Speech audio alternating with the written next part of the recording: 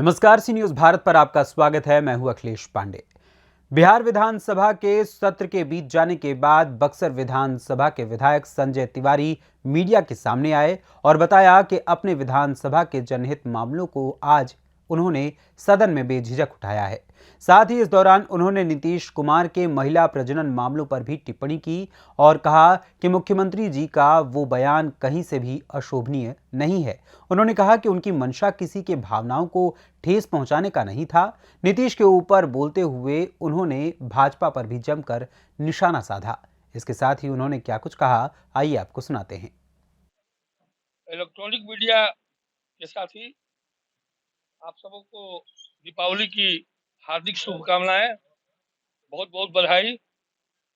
जैसा कि आप जानते हैं कि विगत विधानसभा बीता है और हम विधानसभा बीतने के बाद विधानसभा में क्रमवार जो जो हमने प्रश्न किए हैं, हम आप सबों से हमेशा शेयर करते आए हैं और आज भी ये मौका है कि हम अपनी बातों को जो सदन में हमने रखा है बक्सर के जनहित के मामले को, उसमें है स्वास्थ्य मंत्रालय, भूमि राजस्व, जल संसाधन, नगर आवास विकास, ऊर्जा ऊर्जा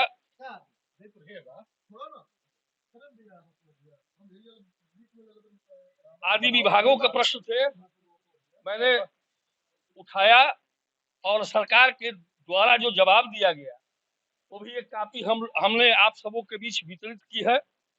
उस संज्ञान में आप सबों के आ ही गया होगा और मैं जब जब सदन खत्म होता है तो आप सबों को बुला करके इसकी सूचना देने का इसलिए काम करता हूँ कि आम आवाम के बीच में मेरी आवाज पहुंचे कि मैंने विकास के बक्सर के विकास के हित में जो क्वेश्चन किए हैं वो हमारे पब्लिक तक, हमारी जनता तक पहुंचे और बखूबी जनता उस चीज को देखे और समझे। एक जनप्रतिनिधि होने के नाते मेरा जो कर्तव्य है मैंने उसका निर्वहन करने का काम किया। इन्हीं सब चीजों के लिए आप सबों को मैंने बुलाया था। अब जिसको जो पूछना है। सदन में हुआ है, जिस तरह से नीतीश कुमार का जो बयान हुआ महिलाओं को लेकर के, क्या कहेंगे?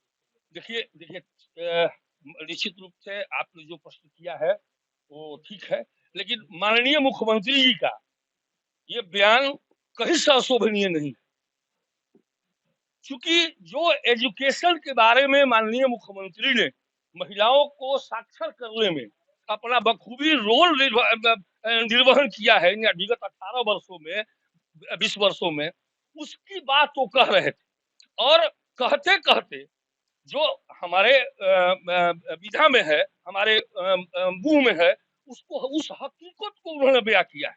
उनके इस कहने के पीछे ये मंशा नहीं थी कि किसी की भावना को ठेस पहुंचे, उनकी ये कतई मंशा नहीं थी। और जब महिलाओं के द्वारा उक्त मामले को उठाया गया तो खुद माननीय मुख्यमंत्री ने सदन में खड़ा होकर बिना किसी के कहे, बिना किसी के लाग लपेट में कहा कि मैं अपने आप में निंदा करता हूं, अपने आप को अशोभनीय मेरे बात को अगर किसी को लगा है, ठेस पहुंचा है तो मैं क्षमा प्रार्थी हूँ। माननीय मुख्यमंत्री का वो फुटेज आप लोग देखिए, जो कि एकदम निर्बाध गति से वो बोल रहे हैं, कहीं उनकी ये मंशा नहीं है। आप दोनों फुटेज देखिए, विधानसभा का और विधान परिषद का, कहीं भी वो बेझिझक बात अपनी बातों को रखे हैं। कहीं भी उनकी भावना में ये नहीं था कि हमारी जो हम जो बात कह रहे हैं उस बात से कोई मर्माहत होगा। देखिए बीजेपी तो खुद मानसिक दिवालियापन है। जर्सी गाय कहते हैं, जर्सी बछड़ा कहते हैं माननीय मोदी जी। इसके बारे में 50 लाख की गर्लफ्रेंड कहते हैं कि क्या बीजेपी की महिलाएं इससे शर्मसार नहीं है? बीजेपी को अपने गिरबान के अंदर झांक कर देखना चाहिए। उनकी माननीय प्रधानमंत्री का बयान अशोभनीय आता है, क्या उनके दल में वो महिलाएं नहीं है?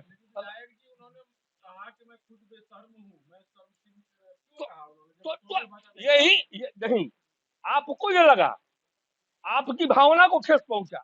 उन्होंने कहा है, दोनों फुटेज निकालिए, जिस निर्बाध रूप से उन्होंने अपनी बात को रखा है, कहीं भी उन्होंने गलत अपने आप को ये अगर सोचते कि मैं गलत बोल रहा हूं तो निश्चित रूप से वहां वो रुक जाते। लेकिन जो हकीकत है उस हकीकत को कहने में, भाषा का चयन करने में ये बात बोली गई। लेकिन जो ये तो वास्तविकता है कि उन्होंने लड़कियों को साक्षर किया, महिलाओं को साक्षर किया, और ये बता रहे थे कि हमारी जब लड़कियां साक्षर हुई हैं तो इसका ये परिणाम निकलकर सुखद आ रहा है। लेकिन जो हरकत है मुख्यमंत्री नीतीश कुमार का, आप देखेंगे कि अशोक चौधरी के पिताजी की श्रद्धांजलि देने गए, श्रद्धांजलि का फूल उठाकर अशोक चौधरी के कपार पर रख दिए। देखिए तो अशोक चौधरी अब सुनिए, अब अशोक चौधरी जी का और माननीय मुख्यमंत्री का क्या संबंध है, इन संबंधों में मैं नहीं जाना चाहता।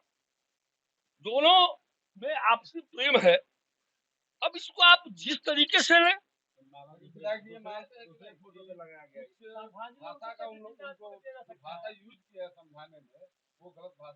तो खुद अपने आप कहे हैं माननीय मुख्यमंत्री, सदन के अंदर कहे हैं, दोनों सदन में कहे हैं माननीय मुख्यमंत्री। अब ये हम क्या कहेंगे जब माननीय मुख्यमंत्री जी खुद कहे हैं, मीडिया में रिपोर्ट आया है, आप सबों ने देखा है, उन्होंने कहा है कि अगर मेरी बोलने से किसी की भावना आहत हुई है तो मैं क्षमा प्रार्थी हूँ, मैं शर्मिंदा हूँ, मैं निंदा करता हूँ। अब क्या कहेंगे वो? भारतीय जनता पार्टी ने कहा है कि उनको कोई गोली दी जा रही है, नशे की गोली दी जा रही है। भारतीय जनता पार्टी तो अपने क्या क्या बोलते हैं, विजय सिन्हा जी नेता प्रतिपक्ष, वो कौन सा शराब पीते हैं और वो कौन सा भांग खाते हैं, क्या नहीं बोलते हैं वो। अभी सदन में जिस तरीके से उन्होंने भी अपनी बात को रखने का काम किया, वो हम कहें कि वो भांग खा कर आते हैं, ये अशोभनीय है। और जो बोले एक तरह में माननीय मुख्यमंत्री बोला है, उसके लिए उन्होंने खेद प्रकट किया। अंतिम सवाल है, विधायक जी, जिस तरह से गठबंधन, इंडिया गठबंधन को लेकर के नीतीश कुमार का दर्द लग रहा है, करें कांग्रेस 5 राज्य के चुनाव जीतने लगे, इंडिया गठबंधन को न कोई बता दे, क्या कहेंगे? देखिए ये आप उस चीज को तोड़ मरोड़ कर मत पेश कीजिए। अभी जब हम बड़ी पार्टी है, देश की बड़ी पार्टी है, भारतीय जनता पार्टी और कांग्रेस देश की बड़ी पार्टियां हैं, तो हम जब 5 राज्यों का चुनाव खत्म नहीं होगा तो हम उस कोऑर्डिनेशन कमेटी की बैठक कहां से करा सकते हैं? हमारे आदरणीय नेता राहुल गांधी, हमारे आदरणीय नेता सोनिया गांधी, हमारे आदरणीय नेता प्रियंका जी, हमारे आदरणीय नेता खड़गे साहब चुनाव में व्यस्त हैं। चुनाव के बाद ये कोऑर्डिनेशन कमेटी की बैठक होगी और सीट शेयरिंग का फॉर्मूला तय होगा। बक्सर बिहार से सी न्यूज संवाददाता वरुण मिश्रा की रिपोर्ट। फिलहाल इस खबर में बस इतना ही। देश दुनिया की तमाम खबरों के लिए देखते रहें सी न्यूज भारत। हर खबर आपके साथ, आपके हाथ।